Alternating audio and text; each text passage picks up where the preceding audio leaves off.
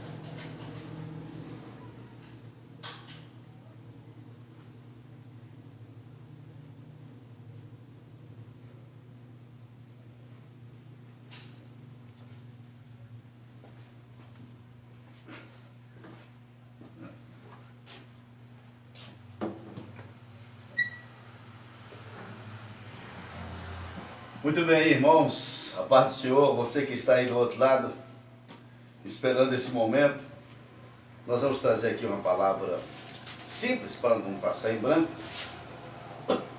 a nossa terça-feira, ainda ameaçado pela tosse, e estamos caminhando para o momento da alegria, mas é bom lembrar que vai fazer um mês que nós entramos para essa situação dos irmãos não poderem congregar. Isso é lamentável. Um mês. E se as nossas autoridades, tanto na saúde como as autoridades eleitas pelo povo, também entendessem que a importância da igreja na vida das pessoas que foram chamadas e vocacionadas por Cristo Jesus.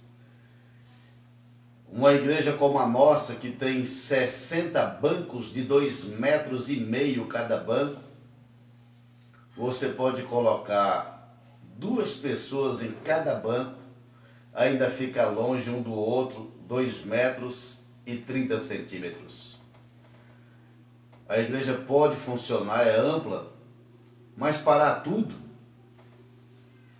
eu não entendo, porque essas pessoas deveriam fazer como o secretário de saúde lá em Januária foi visitar a Igreja Assembleia de Deus e olhar a dimensão, o tamanho, quantos bancos tinha.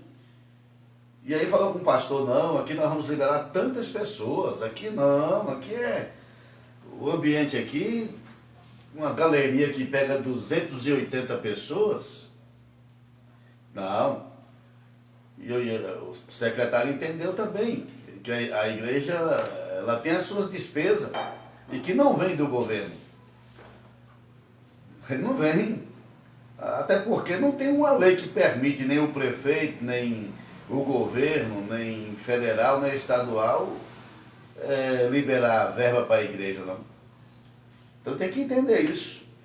E liberar, né? Porque não é só a despesa da igreja, é o lado espiritual. Porque as autoridades eleitas pelo povo, as autoridades na área de saúde que formaram para isso, e deveria olhar o lado espiritual, o quanto a igreja trabalha para ver um homem fora dos vícios, um jovem fora dos vícios, das drogas, e que esse afastamento, isso traz um esfriamento na fé.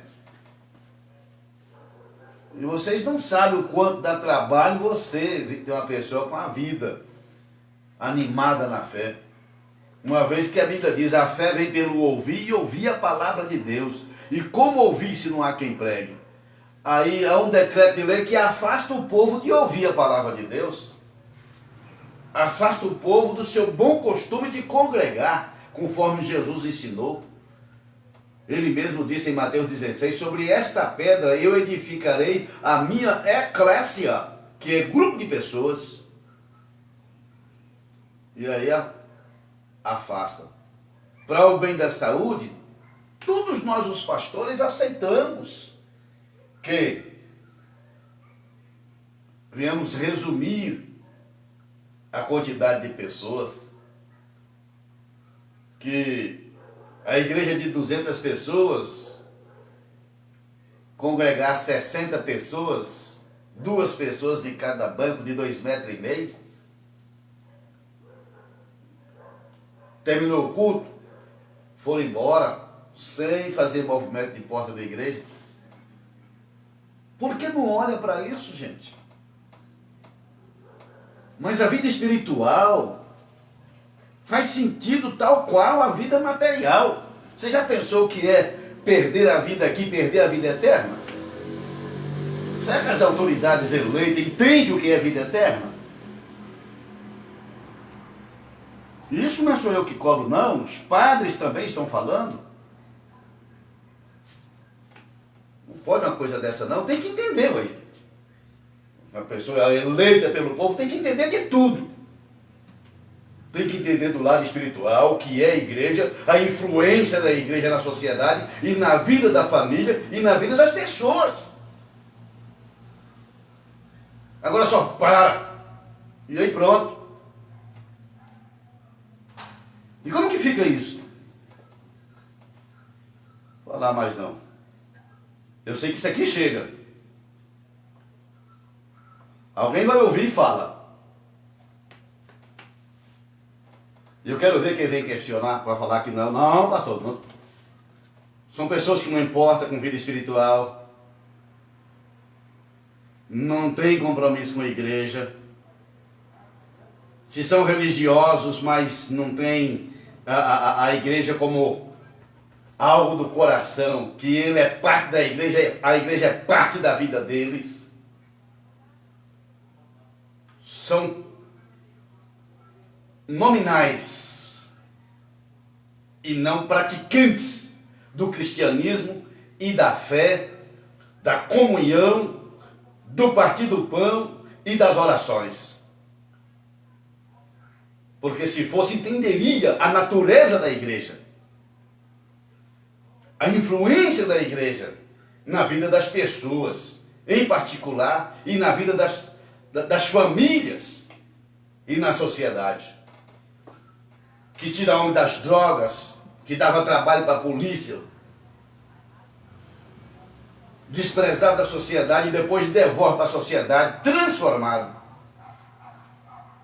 Homens que viviam caídos nas calçadas, embriagados, outros até comendo no lixo. A igreja, pela graça de Deus, a autoridade do nome de Jesus Cristo, ganha essas pessoas através do jejum, da oração, da pregação, da mensagem, que a fé vem pelo ouvir, eu vou repetir isso, vem pelo ouvir e ouvir a palavra de Deus. Faraó, quando Moisés foi tirar o povo do Egito, o faraó que estava no governo do Egito, diz a Bíblia que ele não conheceu José, que foi governador, que trouxe a interpretação do sonho do faraó do tempo de José. Aquele faraó teve um encontro com Deus, porque ele conheceu José, conheceu a palavra de Deus, Deus falou com ele através de sonhos. Mas o faraó, anos depois, diz a Bíblia que ele não conhecia Deus e nem José. Por isso, quando Moisés foi tirar o povo do Egito, ele falou, tem que tirar esse povo de ouvir Moisés. Cada vez que esse povo ouve Moisés, a fé deles cresce. Aumenta a quantidade de tijolo, e eles vão fazer tijolo sem palha, para ocupar o dia todo. Vamos ocupá-los o dia todo. E assim eles não têm tempo de ouvir esse Moisés, esse tal Moisés. Eu vou repetir. A fé vem pelo ouvir e ouvir a palavra de Deus. Aí as pessoas não sabem trabalhar com a igreja, só não parou os cultos. E como fica a fé dessas pessoas? Os senhores entendem de fé? Entende disso? Sabe a influência que a igreja tem na sociedade, na família e de cada pessoa em particular? Vou ler um texto aqui.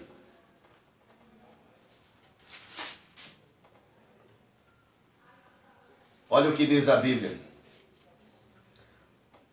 Também vos notifico, irmãos, o evangelho que já vos tenho anunciado, o qual também recebeste, no qual também permaneceis, pelo qual também sois salvos, se o retiverdes, tal qual vos tenho anunciado, se não é que creste em vão. Aqui está o evangelho que Paulo pregava, o evangelho que os coríntios, que essa carta aqui é carta aos Coríntios, capítulo 15, os primeiros versículos 1, 2.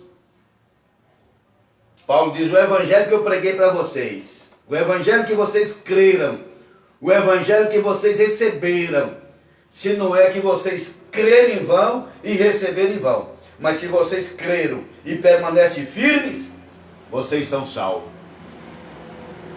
O povo precisa ouvir a palavra. Sabe o trabalho dos pastores numa cidade? Sabe a missão dos pastores, o quanto ajuda as autoridades eleitas, as autoridades que prestaram o serviço militar, estão servindo a nossa cidade, servindo o nosso estado, servindo o nosso país. E do outro lado, as autoridades eclesiásticas, os louvores da igreja. Isso muda pessoas. O cântico da igreja, isso tem influência na vida dos jovens. Agora, para tudo, entendemos a situação. Claro que entendemos. E a nossa igreja não é pequena, mas poderia chamar os pastores para uma reunião. Não fala com pastores. Lá o governo fala uma coisa, o presidente fala outra.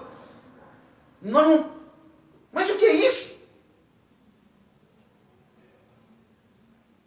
Mas de onde virá uma autoridade que ninguém entende mais? O presidente não concorda com o fechamento de igreja. O governo fala: as igrejas podem funcionar. O município fala: as igrejas não podem funcionar.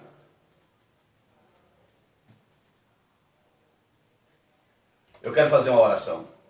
Meu querido e eterno Deus, conforme a tua palavra pede, que antes de tudo faça a oração depressa pelas autoridades. As autoridades constituídas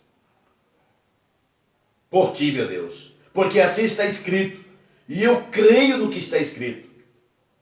Que as autoridades, ninguém chega a sentar numa cadeira de autoridade se não for permitido pelo Senhor. Por isso o Senhor pede oração por elas. E a tua palavra não nega que as autoridades não trazem o mal. Mas se vier, antes nós devemos sofrer por estarmos fazendo o bem, que é melhor sofrer de que estar fazendo o mal e sofrer como malfeitores.